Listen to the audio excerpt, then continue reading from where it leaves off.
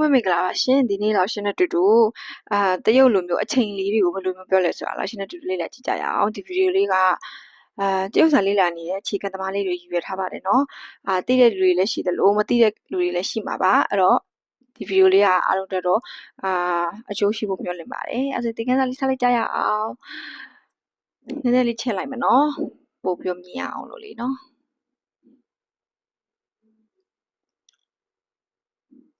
เราชื่อปฐมအောင်ဆုံးဘယ်လိုနိုင်ပြောမယ်ဆိုရင်အချိန်ကြီးပြောမယ်ဆိုရင်တနာရီ2နာရီဘယ်လိုပြောကြတယ်เนาะဟုတ်တယ်เนาะ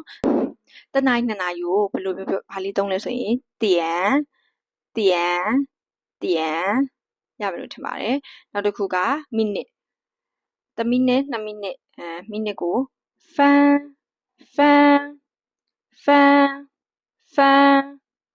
ရမယ်လို့ထင်ပါတယ်အဲဒါနောက်ခုဆက်သွားကြမယ်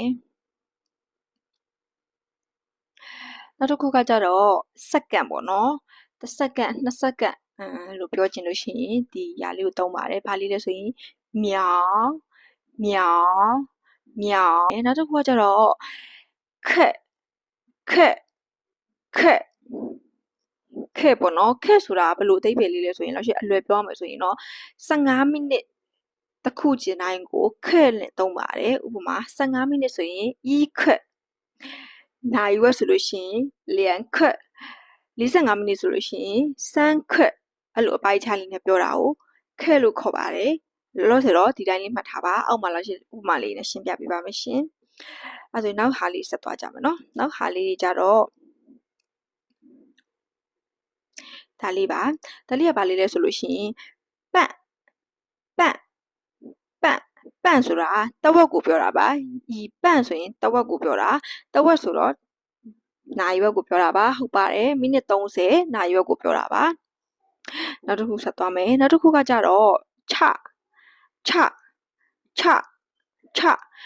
ဆိုတာကလိုသေးတယ်လို့ပြောချင်တာပါ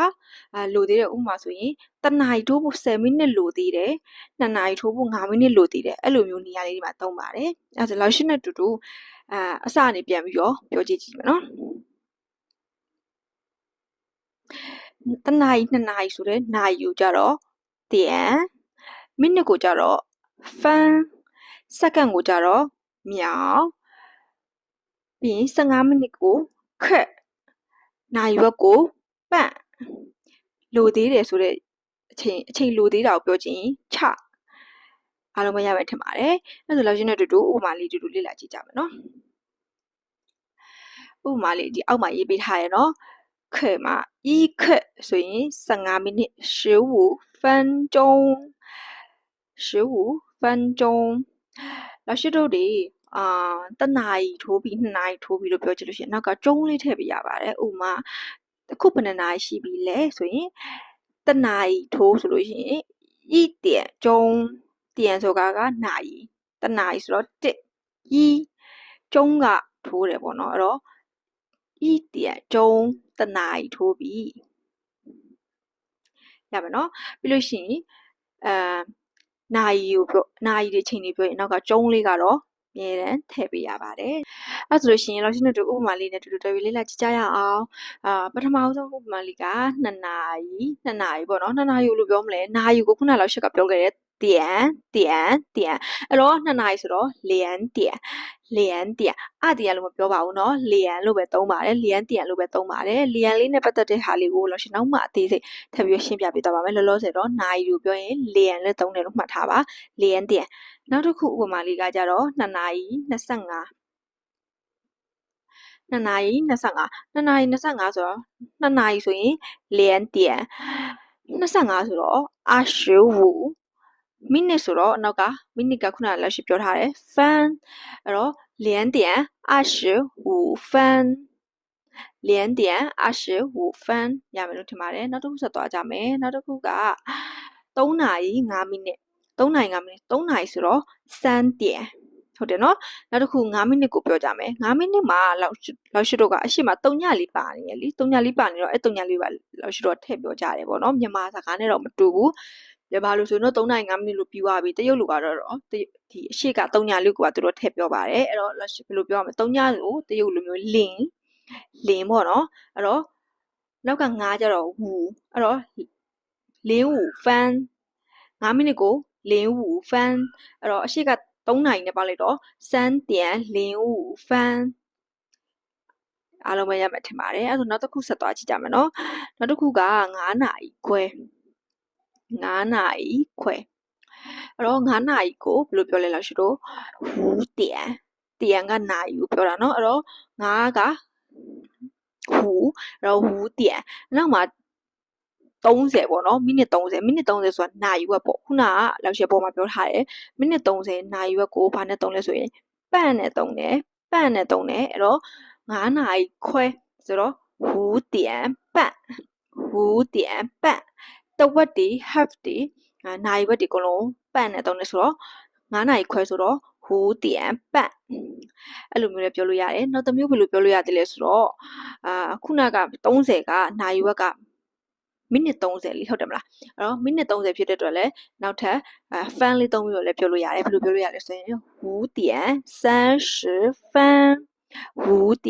30分အဲ့ဆိုရင်9နာရီခွဲကိုနှစ်မျိုးပြောလို့ရတယ်เนาะတစ်ခုက5点半လေးပဲသုံးလိုက်တာနောက်တစ်ခုကကြတော့မိနစ်ကိုထည့်ပြောတာ30分30分အလုံးမရမယ်ထင်ပါတယ်အဲ့ဒါဆိုလောက်ရှင်းတဲ့တူနောက်ဥပမာလေးထပ်ပြောကြည့်ကြမယ်9နာရီ15 9နာရီ15ဆိုတော့9နာရီဆိုတော့5点အဲ့မှာနောက်ကမိနစ်လေးက15မိနစ်15မိနစ်ကိုဘယ်လိုပြောလဲဆိုရင်ခက်တုံးတယ်လို့လောက်ရှိပြောထားတယ်အပေါ်လေးမှာလည်းပေါ့နော်အပေါ်လေးဒီမှာအပေါ်လေးမှာလည်းဒီမှာဒါလေးပြထားတယ်15မိနစ်ကိုဤခက်လို့ပြောတယ်ပေါ့နော်ဤခက်လို့ပြောရဲဆိုတော့လောက်ရှိတို့ကအဲ့တော့9နာရီ15မိနစ်ဆိုရင်5点15မိနစ်ဆိုတော့ဤခက်အဲ့တော့5点ဤခက်9နာရီ15မိနစ်ဒါအတူတုံးပြောတာပေါ့နော်ခက်လေးတုံးထားတာပေါ့နောက်ထပ်မိနစ်နဲ့လည်းပြောလို့ရတယ်15မိနစ်ဆိုတော့15分15分အဲ့တော့9နာရီ15မိနစ်ဆိုတော့5点15分5点15分ရတယ်ထင်တယ်နော်5点15分အဲ့တော့နောက်ထပ်ဥပမာလေးဆက်ပြီးတော့လေ့လာကြည့်ကြမယ်အဲ့တော့6နာရီ45လေးပြောကြည့်ကြမယ်6နာရီ45 6နာရီဆိုတော့6点အဲ့မှာ45မိနစ်ဆိုတော့ဘယ်လိုပြောလဲ45ဆိုရင်45နောက်ကမိနစ်ဆိုတော့分45分အဲ့တော့6点45分အဲ့ဒါက6နာရီ45ပြီးတော့နောက်ထပ်တစ်မျိုးဘာနဲ့ပြောလို့ရသေးလဲဆိုရင်ခုနကတော့လောက်ရှိလို့ချဆိုတဲ့လိုသေးတယ်ဆိုတဲ့စကားလုံးသုံးထားတယ်เนาะအဲ့မှာဘာလဲဆိုရင်ဒါဆိုရင်6နာရီ45ဆိုတော့9နာရီထိုးဖို့15မိနစ်လိုသေးတယ်လို့ပြောလို့ရသေးတယ်အဲ့တော့လောက်ရှိလို့ချလေးသုံးပြီးပြောကြည့်ကြမယ်ချ一刻7点ချ一刻7点ဆိုတော့ချကလိုသေးတယ်一刻ဆိုတာလောက်ရှိပေါ်မှာပြောထားတယ်15မိနစ်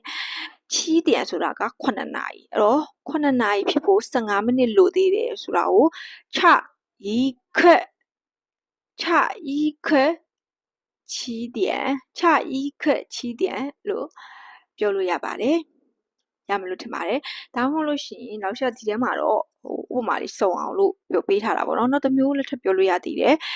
6点45分钟ကိုနောက်ထပ်ပြောလို့ရသေးတာက6点3刻လို့ပြောလို့ရပါသေးတယ်45ဆိုတာက45မိနစ်က15မိနစ်3ခါပေါင်းထားတာဖြစ်တဲ့အတွက်15မိနစ်ကို一刻ဆိုတော့3ခါပေါင်း15မိနစ်ဖြစ်တဲ့အတွက်3刻အဲ့တော့6点3刻ကလည်း6နာရီ45ပါပဲဘာတစကားတစ်ခုမှသေးလို့အချိန်ပြောတာလေးရလည်းအရင်ရေးကြည့်ပါတယ်အဲ့အတွက်လောက်ရှက်ကဒီဗီဒီယိုလေးတင်ပေးလိုက်တာဖြစ်ပါတယ်တကယ်လို့နားမလည်တာရှင်ကိုမမမှန်သွားပြီလို့ရပါတယ်လောက်ရှက်ထပ်ပြီးတော့ရှင်းပြပေးလို့ရပါတယ်เนาะအဲ့တော့ဗီဒီယိုလေးကတော့ဒီလောက်ပါပဲဒီဗီဒီယိုလေးကြည့်ပြီးတော့အားလုံးပဲတရုပ်လိုမျိုးနိုင်လေးတွေချိန်လေးတွေပြောတတ်ကြပါစေဒီအခုပဲဒီနေရာမှာပဲနှုတ်ဆက်လိုက်ကြမယ်เนาะလောက်ရှက်တော့နောက်ဗီဒီယိုတွေမှာထပ်ပြီးတော့ပြန်တွေ့ကြမယ်အဲ့တော့